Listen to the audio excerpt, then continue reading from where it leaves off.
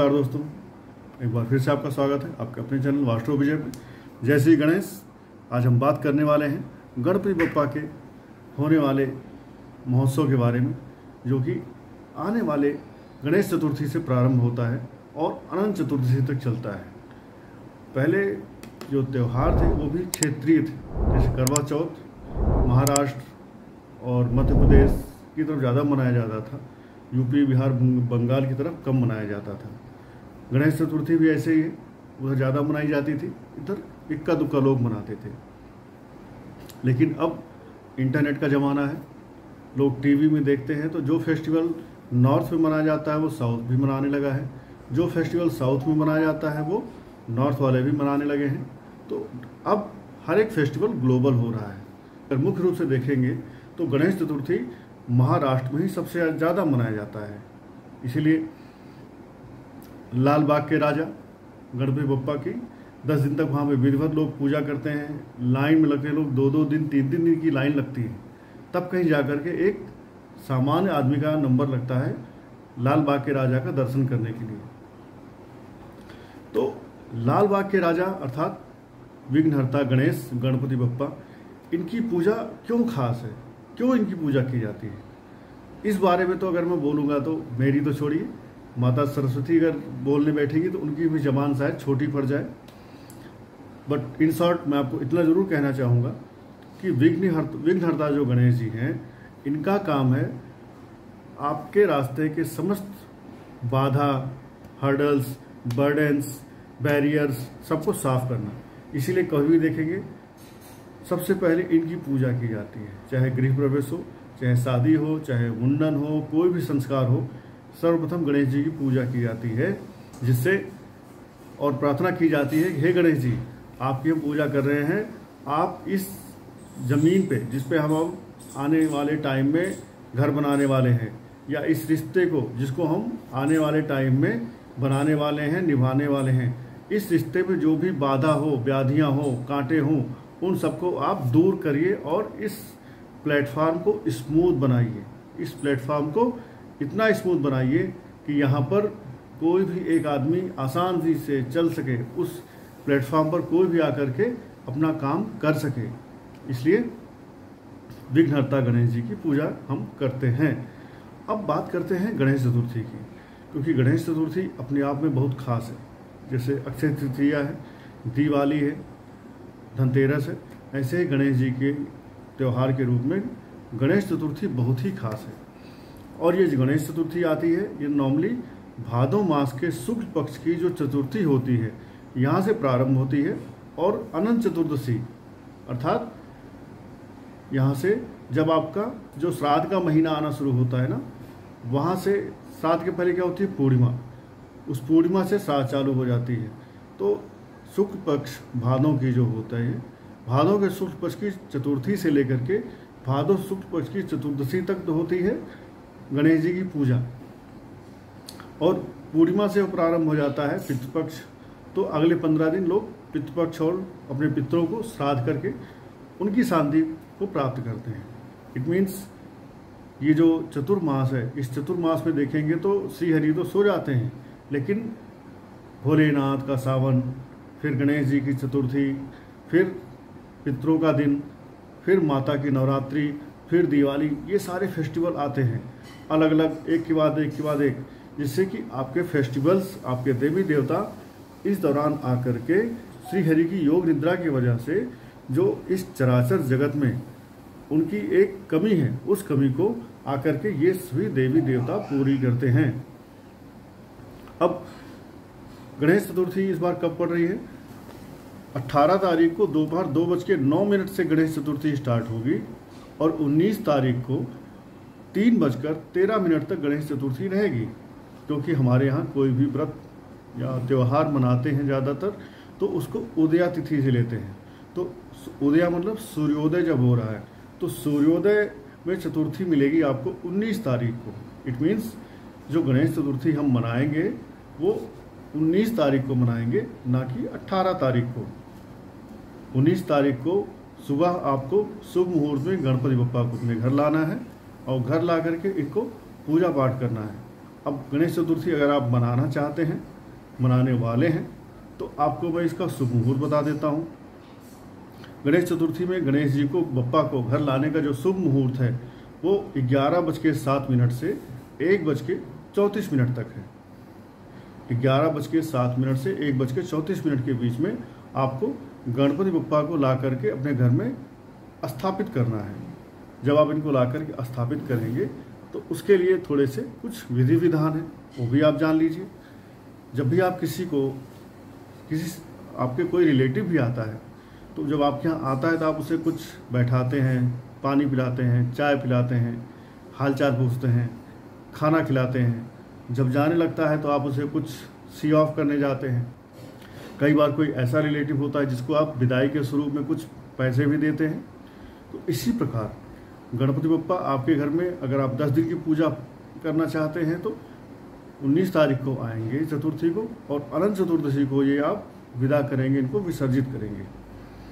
और कैसे इनकी पूजा करनी है, कैसे इनकी प्रतिष्ठा करनी है, कैसे इनको आपको प्रसन्न करना है, मुख्य सवाल तो यह है कि गणेश जी को कैसे प्रसन्न करके आप अपने जीवन की बाधाओं से मुक्त हो सकें, कैसे आप विघ्नहर्ता गणेश जी की कृपा के पात्र बने। तो गणेश जी की कृपा के पात्र इस बार गणेश चतुर्थी में आप जरूर बन जाएं, जिससे आपका आगामी जीवन जो आने वाला है उसमें कोई हर्डल है, कोई समस्या है, कोई बाधा है, वो बाधाएं आपकी दूर हो जाएं। ठीक है। तो सर्वप्रथम जब गणेश जी को आप अपने घर लाएं तो उन्हें एक आम की लकड़ी की कोई पटरी हो, आम की लकड़ी की कोई चौकी है तो बहुत अच्छा है, नहीं है तो कोई भी एक लकड़ी की आप एक पटरी बनाएं। पटरी मार्केट से ले आ सकते हैं। चौकी लाएं या पटरी लाएं, उस पर पीला कपड़ा बिछा करके गणेश जी को उस पर आपको आसन देना है। जब आप पूजा करने बैठे तो पूजा करने के पहले तो आपको बताने की ज़रूरत है नहीं कि आप नहा करके साफ कपड़े पहन के बैठेंगे। नहा करके साफ कपड़े पहन करके, यदि आप जनेऊ धारण करने वाले हैं, यदि आप ब्राह्मण हैं या वैश्य हैं या आप जनेऊ धारण करते हैं तो आप जनेऊ जरूर धारण करें पूजा करने के पहले। तो जनेऊ धारण करके आप बप्पा के सामने से बैठें। बप्पा को जहाँ आप चौकी पर बैठा रहे हैं उस चौकी पर आपको नवग्रह और षोडश मातृकाओं को भी स्थान देना है। नवग्रह कैसे बनाएंगे? आप एक चौकोर आयत बना लीजिए, आयत नहीं, आप एक चौकोर स्क्वायर वर्ग बना लीजिए। उस स्क्वायर में अंदर उसके 3 वर्टिकल 3 हॉरिजॉन्टल लाइन बना करके 9 खाने बना लीजिए और अपने मन में कल्पना कीजिए कि ये 9 ग्रह हैं जिनको मैंने यहाँ पर स्थान दिया है। इसी प्रकार अपने उसी चौकी पर एक स्क्वायर और बनाएं जिसमें 4 खड़े और 4 हॉरिजॉन्टल लाइन बनाएं और ये बन जाएंगे 16 खाने। तो अब आप इनको ये अपने मन में माने कि आपने 16 मातृका, जिनको बोलते हैं षोडश मातृका, आपने षोडश मातृकाओं को भी यहाँ पर स्थान दे दिया है।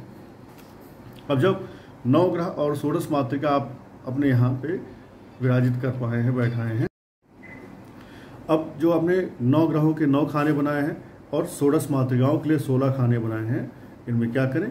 इन सभी खानों में थोड़ा थोड़ा अक्षत या हल्दी, जैसे शनि है, राहु है, केतु हैं, शनि और राहु के लिए आप काला तिल रख दें। बाकी खानों में जहाँ पे गुरुदेव बृहस्पति के लिए आप जगह देना चाहते हैं उनके लिए थोड़ा सा हल्दी रख दें या अक्षत रख करके हर खाने में थोड़ा थोड़ा चावल अक्षत रख दें और मन में ध्यान करें, हे 9 ग्रहों आप अपना स्थान ग्रहण करें, हे षोडश मातृका आप सभी मेरी पूजा में सम्मिलित होकर के अपना स्थान ग्रहण करें। और आपको एक कलश स्थापित करना है। कलश आप पूजा में स्थापित करते ही हैं, वैसे ही सेम एक लोटे में जल भरे, जल के अंदर आपको दूब, घास, हल्दी, एक सिक्का और गंगा जल रख करके ऊपर आम का पत्ता, या आम का पत्ता ना मिले तो आप अशोक का पत्ता रख सकते हैं या पान के पत्ते रख सकते हैं। उसके ऊपर एक नारियल रखें। नारियल रखने के पश्चात आप ध्यान करें कि हे कलश देवता आप हमारी पूजा में सम्मिलित हों, क्योंकि कलश में सारी नदियाँ, ब्रह्मा विष्णु महेश और सारे देवी देवता समाहित माने जाते हैं। तो आप कलश के सामने भी हाथ जोड़ करके प्रार्थना करेंगे, हे सभी नदियों, हे ब्रह्मा विष्णु महेश, हे सभी देवियाँ और देवताओं, आप सभी हमारे पूजा में सम्मिलित हों और इस कलश में आकर के अपना अपना स्थान ग्रहण करें। अब जब आपने षोडश मातृका, नवग्रह और कलश स्थापित कर लिए, तो अब आप बप्पा के सामने उनके पैरों पर थोड़ा सा 2 बूंद जल गिराएं। आप उनको स्नान कराने के लिए 2 बूंद जल गिरा के उनको स्नान कराएं। अब यदि आपके पास ऐसी बप्पा की मूर्ति है जिनको आप नहला सकते हैं, मेटल की है, सोना, चांदी, पीतल, ऐसे किसी धातु की है, तो आप नहला भी सकते हैं। अदरवाइज उनके पैर पे चम्मच से 2 बूंद पानी गिराएं और ध्यान करें कि बप्पा मैं आपको नहला रहा हूँ। क्योंकि जो पूजा आप फिजिकली करते हो उससे ज़्यादा फल मिलता है मानसिक पूजा का। तो जो चीज़ आप फिजिकली भगवान को नहीं चढ़ा सकते हो, वो आप मन में ध्यान करो कि मैं भगवान को ये चीज़ चढ़ा रहा हूँ। तो मन में ध्यान करो कि मैं बप्पा को अब नहला रहा हूँ। नहलाने के बाद आप उन्हें वस्त्र अर्पित करें। आप अगर गणेश जी की कोई वस्त्र लाए हैं तो वस्त्र चढ़ाएं, नहीं तो जो कलावा हाथ में बांधा जाता है इसी को तोड़ करके बप्पा को अर्पित करें वस्त्र के रूप में। वस्त्र देने के बाद आप उन्हें तिलक लगाएं। तिलक लगाने के बाद वही तिलक आप अपने माथे पे भी लगाएं। फिर उनको फूल चढ़ाएं, धूप दिखाएं, दीप दिखाएं, इत्र चढ़ाएं। यही पुष्प, धूप, दीप, गंध, अक्षत, इत्र आपको कलश, नवग्रह और षोडश मातृकाओं को भी चढ़ाने हैं। उनको भी आपको उतना ही सम्मान देना है। इतना सब करने के बाद आप उनको जनेऊ चढ़ाएंगे। जनेऊ आपको नवग्रहों पे चढ़ाना है, जनेऊ आपको कलश पे चढ़ाना है, जनेऊ आपको गणेश जी को चढ़ाना है। जनेऊ आपको किन्हें नहीं चढ़ाना है? जनेऊ आपको षोडश मातृकाओं पे नहीं चढ़ाना है, क्योंकि माताएं जनेऊ नहीं पहनती हैं। अब जब आपने धूप, दीप, गंध, नवे और जनेऊ चढ़ा दिया, अब आपको बारी आती है नैवेद्य अर्पित करने की, भोग लगाने की। तो भोग लगाने के लिए आप मौसमी फल ले सकते हैं 5 तरह के। आप देख लीजिए आपके मार्केट में कौन कौन से फल मिल रहे हैं। आप 5 फल ले आइए। ज़्यादा आपके पास अगर बजट नहीं है तो आप हर तरह के 1-1, 2-2 फल ले आएँ, उनसे ही आप 5 फल चढ़ा दें। बप्पा आपके परिस्थिति से अच्छी तरह वाकिफ़ हैं, ठीक है। बप्पा ये नहीं कहेंगे कि आप हमारे लिए 5 किलो सेब, 5 किलो अनार, 5 दर्जन केला या 5 किलो चीकू, 5 किलो अंगूर ले आओ, ऐसा नहीं। आपके पास जो श्रद्धा है उसके अनुसार आप चढ़ा सकते हैं। आपके पास घर में अगर दूध है तो आप घर में दूध से बनी हुई कोई मिठाई उनको चढ़ा सकते हैं। और बप्पा का प्रिय भोग है मोदक, लड्डू, वो चढ़ाएं। बप्पा को आप नैवेद्य के रूप में मोदक, मिष्ठान चढ़ाएं और उसके पश्चात बप्पा के सामने यथासंभव आप हल्दी की माला ले लें। हल्दी की माला आप गणेश जी को भी चढ़ाएं।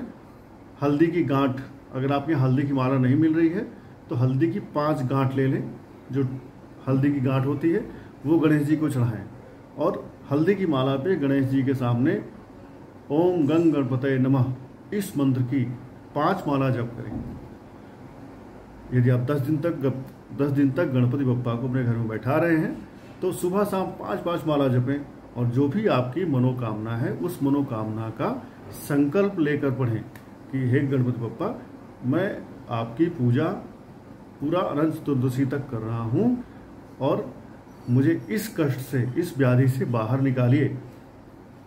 बप्पा आपको उस कष्ट से, उस व्याधि से बाहर निकाल देंगे। क्यों? क्योंकि बप्पा के बड़े बड़े कान हैं। बप्पा को बड़े कान क्यों दिए गए? जिससे आपकी समस्याओं को वो दूर से ही सुन सकें। तो गणेश जी आपकी समस्याओं को सुनेंगे और उनका निवारण झट से करेंगे। बस आपको करना क्या है? सच्चे दिल से आपको उनको पुकारना है, उनको स्थापित करके पूजा करनी है और इन 10 दिनों में उनकी कृपा के पात्र बनना है। अब अगर आपने उनका भोग लगा दिया, भोग लगाने के बाद आपने माला जप लिया, माला जपने के बाद आपको क्या करना है? आपको बप्पा को पान का बीड़ा अर्पित करना है। देवताओं को भी जब भी आप कोई पूजा पाठ विशेष अनुष्ठान करते हैं तो पान का एक बीड़ा उन्हें जरूर अर्पित करें। और गणेश जी के बगल में रिद्धि और सिद्धि, इनकी 2 पत्नियां हैं।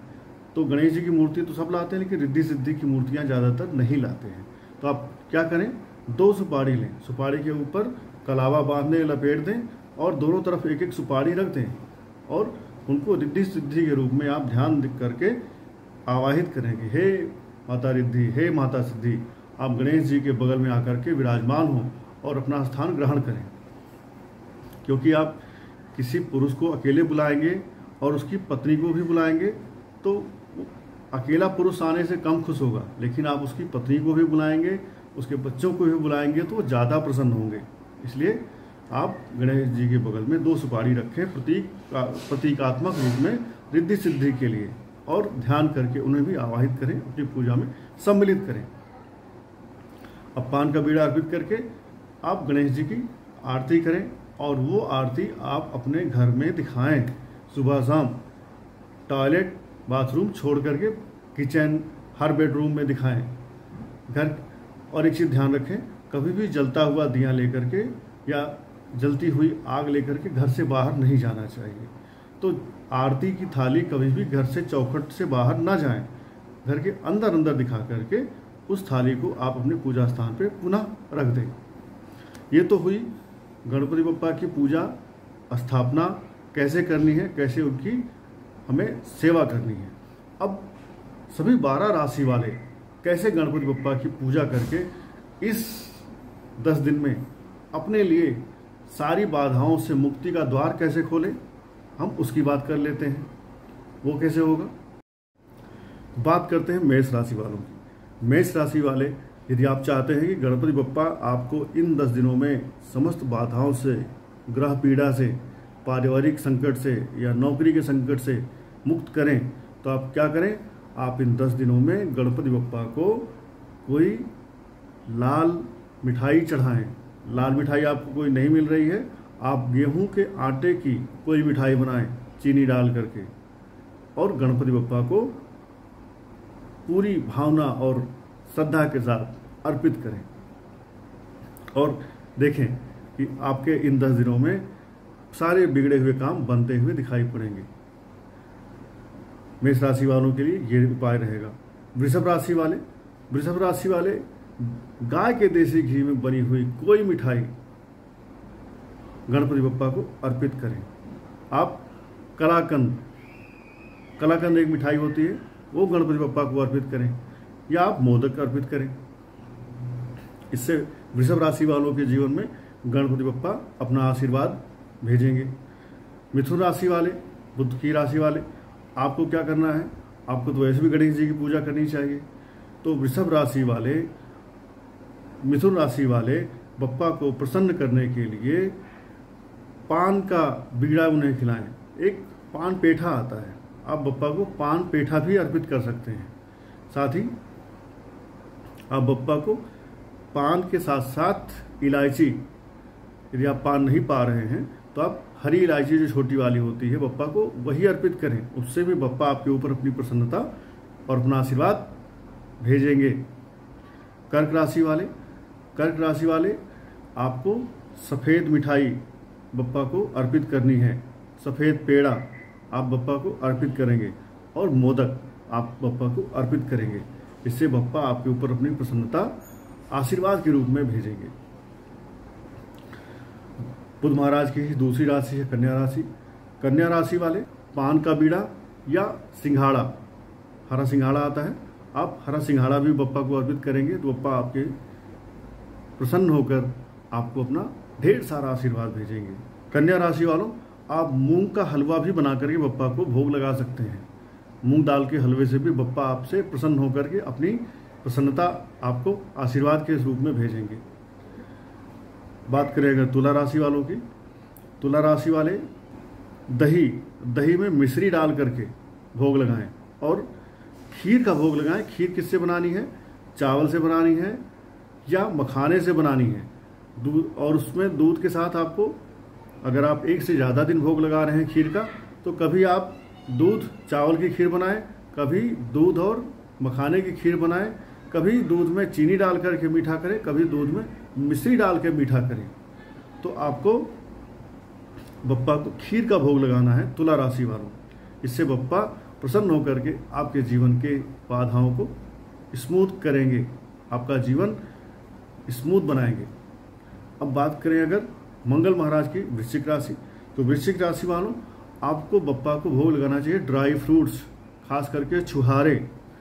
छुहारे अगर आप बप्पा को भोग लगाते हैं तो बप्पा आपसे प्रसन्न होकर के आपके व्याधि, आपकी कष्ट, आपकी समस्याओं को आपसे डिलीट कर देंगे। अगली राशि की बात करें तो गुरुदेव बृहस्पति की है धनु राशि। धनु राशि वालों, आप बप्पा को केला अर्पित करें, इससे बप्पा प्रसन्न होकर के आपकी मनोकामनाएं पूर्ण करेंगे। अगर बात करें मकर राशि की, तो आप बप्पा को बादाम चढ़ाएं।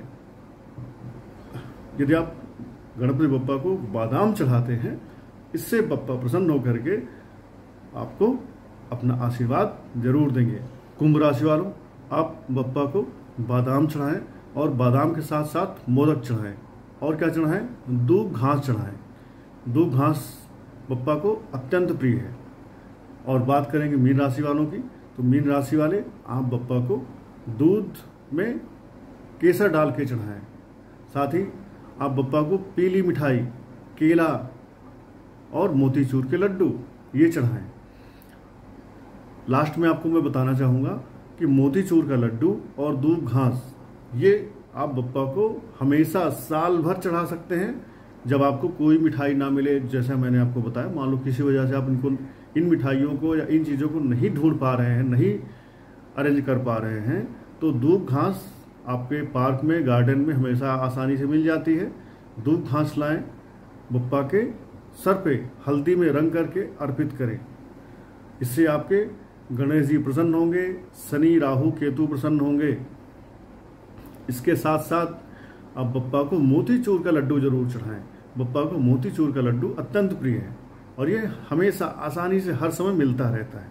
मोदक तो कई बार सीजन में मिलता है, लेकिन आपको मोतीचूर का लड्डू हमेशा मिलता रहता है। इसलिए मोतीचूर का लड्डू बप्पा को जरूर चढ़ाएं और बप्पा आपके जीवन की समस्त समस्याओं को दूर करेंगे। ये मेरा विश्वास है और ये आपको प्रयास करना पड़ेगा। आशा करता हूँ आगामी गणेश चतुर्थी आपको ढेर सारी खुशियाँ देके जाएगी।